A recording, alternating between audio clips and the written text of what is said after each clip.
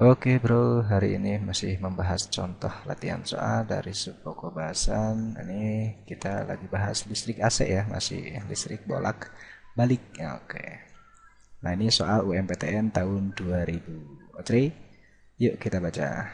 Ada gambar menunjukkan diagram fasor suatu rangkaian arus bolak balik. Jika frekuensi arus bolak baliknya 50 Hz, maka apakah A, B, C, D atau E? Nah, ini yang namanya fasor itu adalah singkatan ya. Nah, singkatan dari fase vektor. Oke, di materi kita udah belajar beberapa kondisi dari fasor untuk setiap sifat rangkaian. Kamu kenal sifat rangkaian itu kan ada resistif, ada kapasitif, ada induktif. Oke, nah dan ciri-cirinya juga udah pada tahu. Kalau resistif berarti kuat arus sama tegangannya sefase. Nah, ini resistif berarti kalau misalkan soal nanya resistif, nah, resistif atau istilahnya resonansi gitu ya.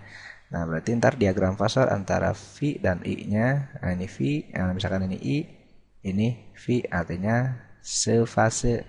Oke, berimpit berarti ya. Oke, berarti kalau ini berimpit tidak? Oh, tidak. Berarti kalau resistif berarti ya bukan, jawabannya yang hambatan. Berarti yang hambatan salah kan? Oke. Kalau kapasitif, kapasitif. Nah, kamu kenal yang namanya rangkaian kapasitif mempunyai sifat kuat arus mendahului gitu kan ya. Oke, mendahului siapa? Mendahului tegangan. Oke, berarti kuat arus duluan, V-nya belakangan. Oke, maksudnya gimana Om? Kalau dibikin diagram pasor, nah artinya yang namanya sudut itu kan diarahinnya itu atau berputarnya itu berlawanan jarum jam gitu kan ya. Nah, artinya ke sana tuh.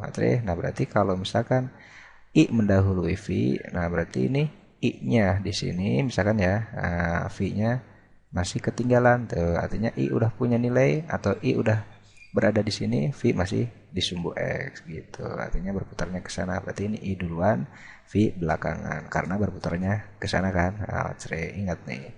Nah, kalau begitu ntar yang ketiga ada istilah sifat induktif. Oke, kalau induktif ya kebalikannya. Siapa yang duluan? Berarti V duluan. Oke, V mendahului I. Oke, berarti ntar diagram fasornya V-nya duluan nih, I-nya belakangan. Tuh. Nah, ini ada apa nih? Induktif. Oke, nah ini beberapa diagram fasor untuk masing-masing sifat rangkaiannya. Oke. Nah, untuk soal yang ini berarti dari gambar ini kelihatan tuh siapa yang mendahului, kuat arus atau tegangan. Karena tadi yang namanya berputarnya itu berlawan jarum jam, berarti kan siapa yang duluan? Oh, berarti V yang duluan, I belakangan. Kalau V duluan, I belakangan, berarti itulah sifat rangkaian dari yang siapa?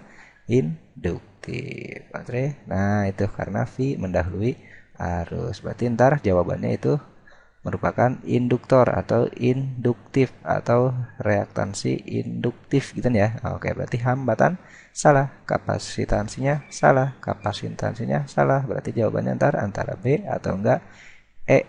Oke. Ya udah kita cek. Nah, kita udah tahu nih sekarang nih yang namanya diagram fasor itu untuk soal yang ini berarti induktif. Di sini ada I, di sini ada V, berarti dapat XL gitu kan ya. Nah, dari hukum Ohm, XL itu apa? V dibagi I kan ya. Nah, dengan XL-nya itu kan omega dikali L gitu kan ya. Nah, oke, V-nya tinggal masukin 12. Arusnya berapa ampere? Nah, 500 mili ampere itu sama aja dengan 0,5 ampere ya. Nah, omega itu apa? 2 V F dikali L sama dengan 12 bagi setengah itu berapa? 24 ya. Oke, sip. Tinggal masukin lagi. Maka 2V kali frekuensinya ingat nih. Tuh, 50. Dikali dengan L sama dengan 24. Nah, oke, maka L sama dengan 24 dibagi 2 kali 50 100. 100 kali pi 100 pi. Oke. Nah, ini 100 V satuannya nih Henry. Nah, sebenarnya udah ketahuan sih jawabannya. Jawabannya B atau enggak?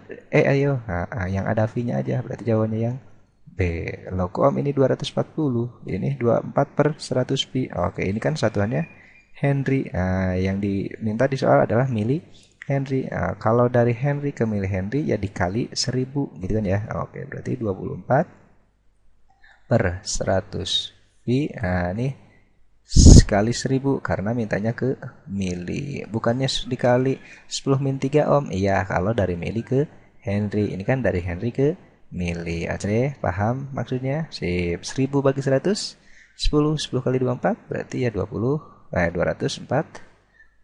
Oke, berarti 240 per V. Ingat ya, V-nya di bawah tuh. Mili Henry. Itu berarti jawabannya betul yang B.